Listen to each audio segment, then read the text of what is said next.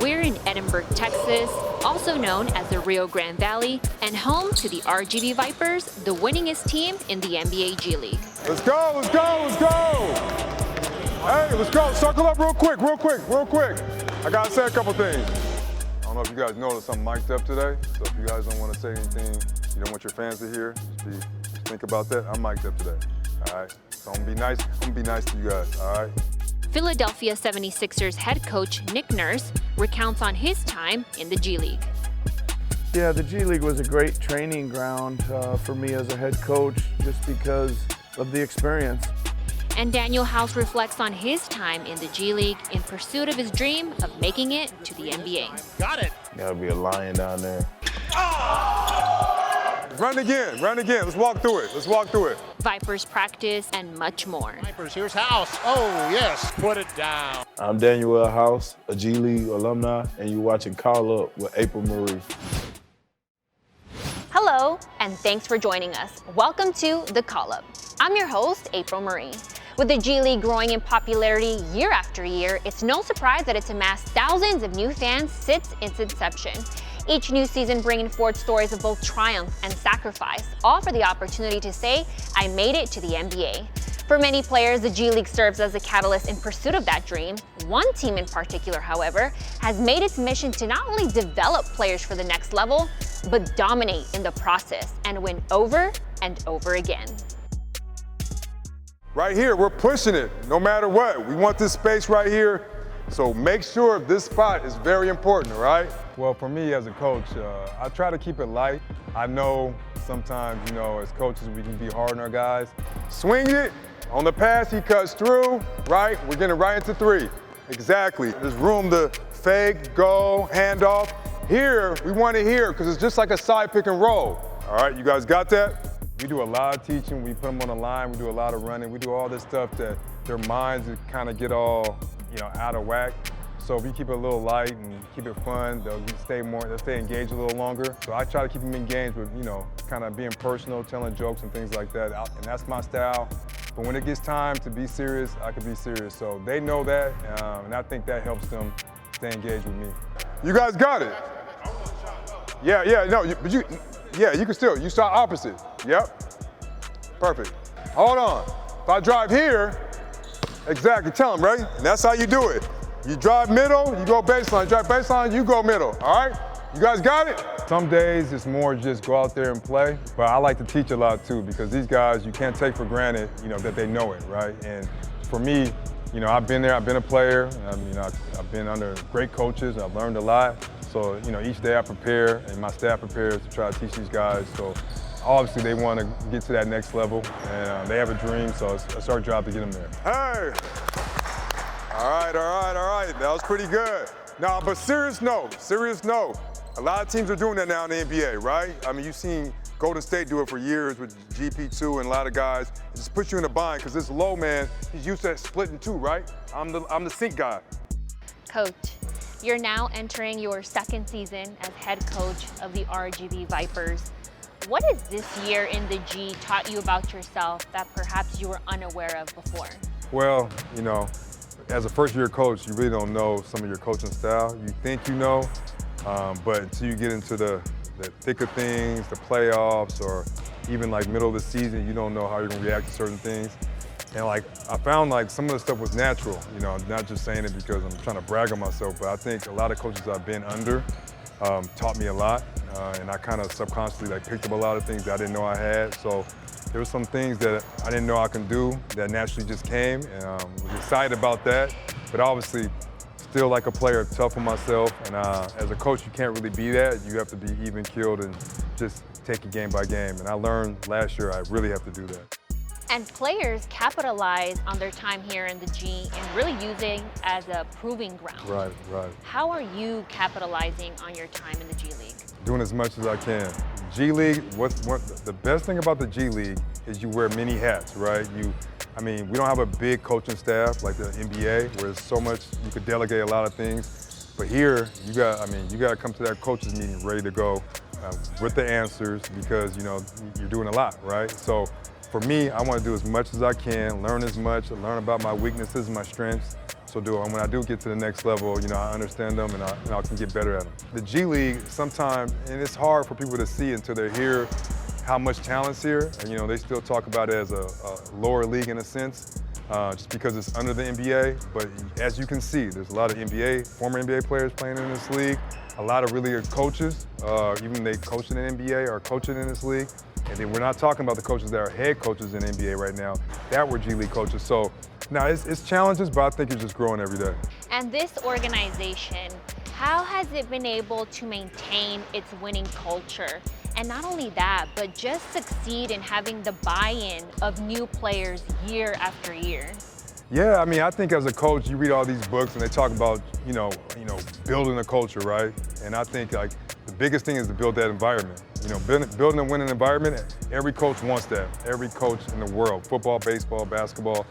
But it's not just on the court, it's the community, it's the organization, it's how everything kind of works together. And I think RGV, from the top down, it's run really well, right? People come here, former NBA players, and they're surprised.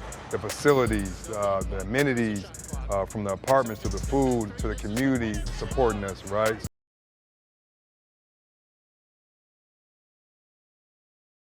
Play is something that is conducive to winning. I think a lot of teams adopted, shooting a lot of threes, attacking the basket, getting to the free throw line, things like that. But for the most part, it goes back to the community, the fans, and the organization. And then I'll finish with this, Coach. Are all hoopers made for the G League? Do they have what it takes, or what character is necessary to win at this level? So all hoopers and all coaches, that's another thing. All staff, everybody's not made for the G League. And when I say made, it's like we talk about the grind. That word's used a lot, but there's so much, things you gotta, obstacles that you gotta get over just to be in the G League.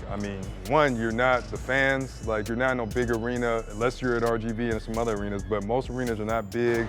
Fan supports might not be there. You're playing, in cities that you've probably never been to. There's not a lot of hoopla to it.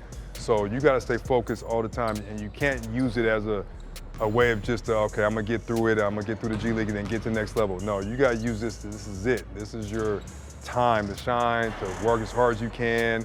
I don't know if you hear the basketballs in the background, but one of our former two-ways is playing, working out right now, extra. You have to do all that extra work just to make it to that next level. So the G League's a grind for coaches and for players, but I would not change it for the world because you learn so much about yourself and you get so much practice time to develop. So it's the best thing ever to me. Good practice, good practice. Went through a couple things. We'll add some more stuff tomorrow, so be prepared for that. But good work. All right, bring it in. LDB on three. 1, 2, 3. LDB. Good job. Put 10 minutes on the clock. Lower defensive box. So you got to get in the lower defensive box so we get offensive rebound on. You crash, crash, and crash, all right? They know it. And this is where Kevin and his team will work hard all season long in pursuit of that 5th championship. We'll be back with more. Former RGV Vipers head coach Nick Nurse talks about his G League experience on the way to a championship in Toronto and now with the Philadelphia 76ers. Welcome back. The G League has not only produced championship caliber players, but championship caliber coaches as well, serving as a perfect proving ground in basketball. Go off him and get out. T, you got to come and catch the ball. Willie, hard in. T, you got him on a handoff or a turn and drive. Okay, we'll need a bucket. Okay, all right, let's go. Yeah, the G League was a great training ground for me as a head coach, just because of the experience. Quite a few games, you're up leading the team and you're doing everything that a head coach is doing. You're calling timeouts, making substitutions, running practices, developing players, working with the media. It's just such a valuable training ground for coaches and give you that experience. There's nothing like being in front of a team as a head coach, and all those games and all those years that I had certainly just added to my experience. Make him shoot it. Don't let him drive in here and throw it to wide open Curry or something. Good D, come on, let's go. Come on, let's go. Nurse had 23 of his players on his roster get called up to the NBA during his 6 years of coaching in the D-League. Yeah, well, any player, especially young players, they're not going to get better unless they're getting minutes on court, and that is probably the single most valuable thing the G League provides young players is actual games against very good players, more opportunity, extended minutes, more chances at handling the ball or making plays, everything that a player needs to just get better, and that is what the biggest use of it is for all the teams that I've been around, is just get guys out there playing meaningful games, going through scouting reports, getting ready to defend their opponents, getting in late game situations. There's just so many things that lets these players improve and get better. Nurse coached in the Rio Grande Valley from 2011 to 2013, winning the franchise's second D-League championship, making him only the second coach to win multiple championships in the NBA G League behind Joey Mayer. I think with any team that continues to win, as players and coaches turn over, you have to look at culture, and it really starts. It's such a great community. I found it such an interesting place to be, but just the owners and the community and the leaders of that team, they love it. They put a lot into it. They give you everything you need to succeed. They kind of get used to winning, so they're ready to re-up every year to go after another G League title. So it's been kind of a great championship run and a great culture, and it's a really interesting, nice place to work. Winning at any level as a professional in the basketball world does not always come easy, but winning consistently in the G, now that comes with its many sets of unique challenges. It's always a challenge, because a lot of times if you do have a good team, that a lot of guys are going to get called up. So there was a couple seasons where we had like the best record in the league and lost 3 or 4 guys right at the end of the season, so you're almost going into the playoffs and a championship run with a completely different team. So that was hard, and you just kind of have to accept that your main goal is to get players called up and do the best you can with what you have remaining to play the playoffs. But we always just, once we got used to that, we always just kept fighting and met the next man up mentality and had everybody stay ready.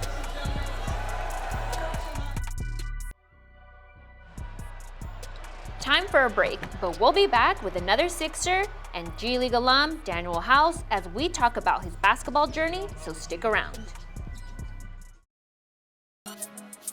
When you walk into this facility, one of the cool things about the Vipers practice facility is that they have this hallway where they kind of showcase all of the players that have come through RGV who have very successful careers in the NBA. You have players like Danuel House, Patrick Beverly, Gary Payton II. When you see players like that reaching so much success, how does that motivate you moving forward? It motivates me a lot, just because I know that I'm not far from it, and I've already had a good amount of taste at the NBA level, and I just know my game, and I'm just super excited to show what I could do even more this year and hopefully win it this year for the whole year. I talk to a lot of NBA guys. I have a good amount of mentors, such as like KD, Book. But Book is kind of my age, so it's like, you know what I mean? But like, I have a lot of dudes that push me and tell me that I'm better than I am, and like just to keep going and stuff like that. And then mainly my family, because my family keeps me pushing, knowing that I can just do it. So that's what I'm happy for. Just like Jalen is consistent in pursuing his dream to the NBA, we talked to Danuel House, who has already made it there. How you doing? I'm Danuel House Jr. for the Philadelphia 76ers.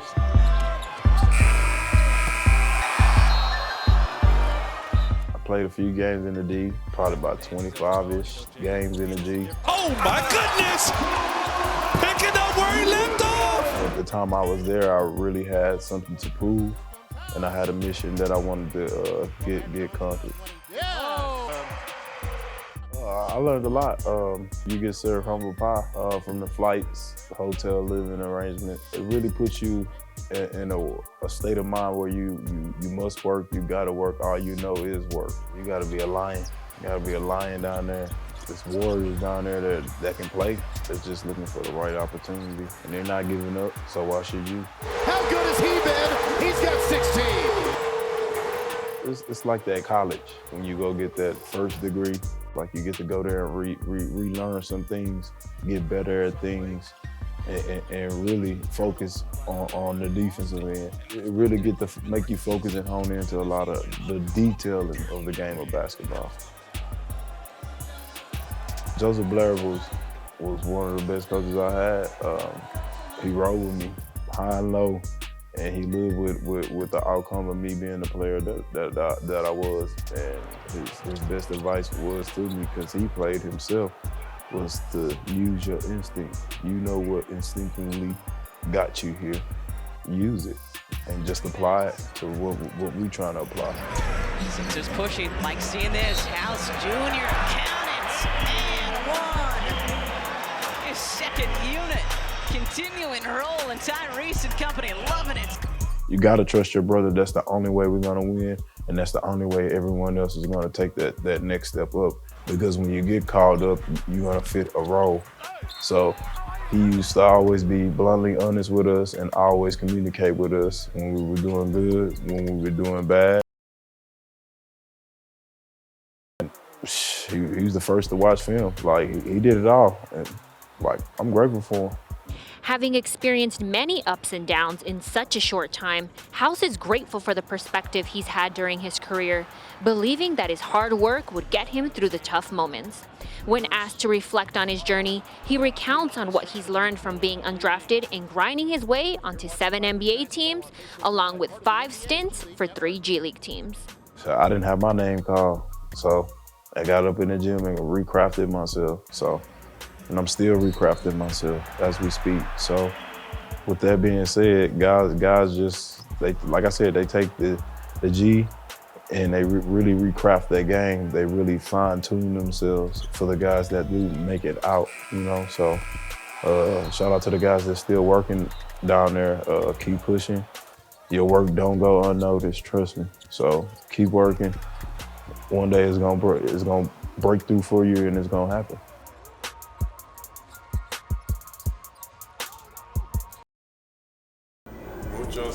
Gracias. Like with excitement. More from the Valley as we go behind the scenes of Vipers Media Day. I gotta sing a song? Like now? No singing talent whatsoever.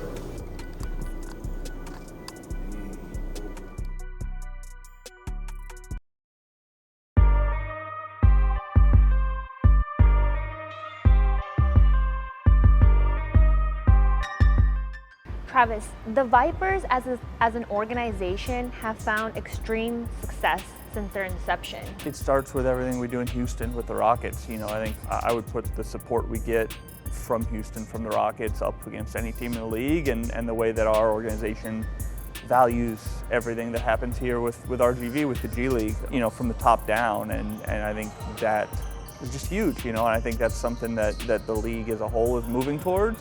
I think it's something we've been really good at for a really long time, and we've had a great run of coaches. We've got former coaches here that have gone on to the NBA head coaches, international head coaches, whatever it is, and done a really good job. And so I think, you know, you combine that support and that value from the top with amazing people and talented players, and I think that's where you see the success we've had.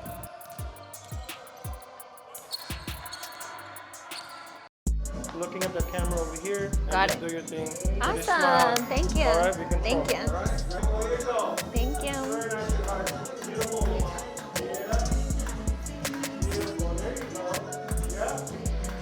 And Travis Stockbridge talking about the success of this team and the organization as a whole. And you know, I had to have a little bit of fun on Vipers Media Day as well.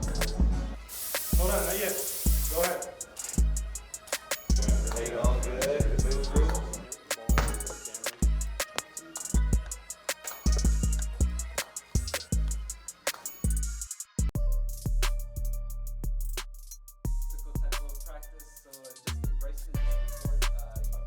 And I'm going to continue getting better, and you know, one day I'm going to look back at this same interview and laugh.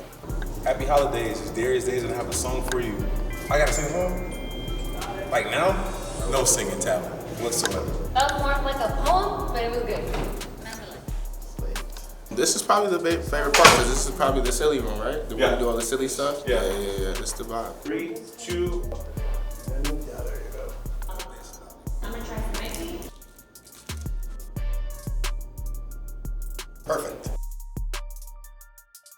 You just say I'm, then your name. I'm Jared Colbert with the RGV Vipers. This is G League TV on Tubi. Yeah, I guess the playing around in the fun part of media, yeah. Vamos Vipers. Good. Shows the fans, you know, who we really are when we're not playing basketball off the court. Mi nombre es. Okay, let's try it again. Mi nombre es Bo Hodges, and I'm about to try some Mexican candy.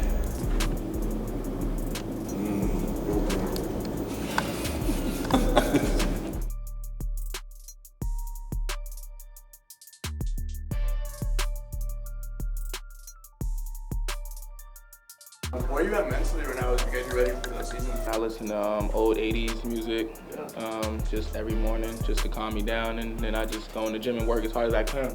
Yay! That's it. That's it? That's it. That's all for today. Thank you for joining me, and we'll see you here once again next month.